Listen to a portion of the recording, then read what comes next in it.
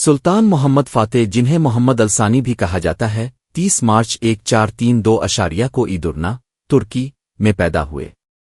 ان کے والد کا نام سلطان مراد ثانی اور والدہ کا نام ہما خاتون تھا۔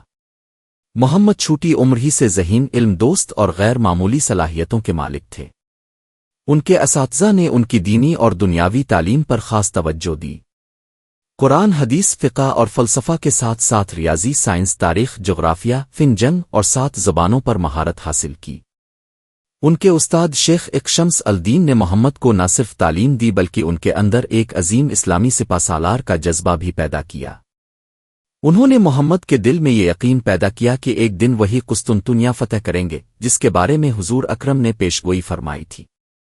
تم ضرور قسطنطنیہ فتح کرو گے، اس کا امیر بہترین امیر ہوگا اور اس کی فوج بہترین فوج ہوگی۔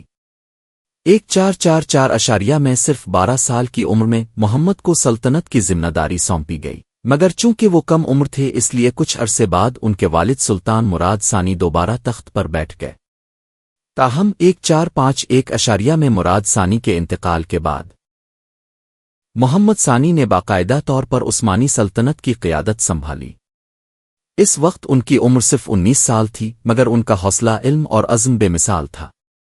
اس وقت بازنطین سلطنت کا دارالحکومت قسطنطنیہ، موجودہ استنبول، تھا جو ایشیا اور یورپ کے درمیان ایک عظیم تجارتی اور عسکری مرکز تھا۔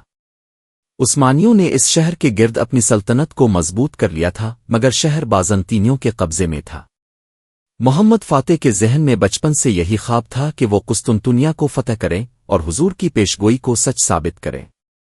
سلطان محمد فاتح نے سب سے پہلے اپنی فوج کو جدید ہتھیاروں، توپوں اور نئی جنگی تکنیکوں سے لیس کیا۔ انہوں نے یورپ کے ماہر انجینئر اوربان کو بلایا، جس نے دنیا کی سب سے بڑی توپیں تیار کیں۔ یہ توپیں اتنی طاقتور تھیں کہ ان کے گولے شہر کی مضبوط دیواریں توڑ سکتے تھے۔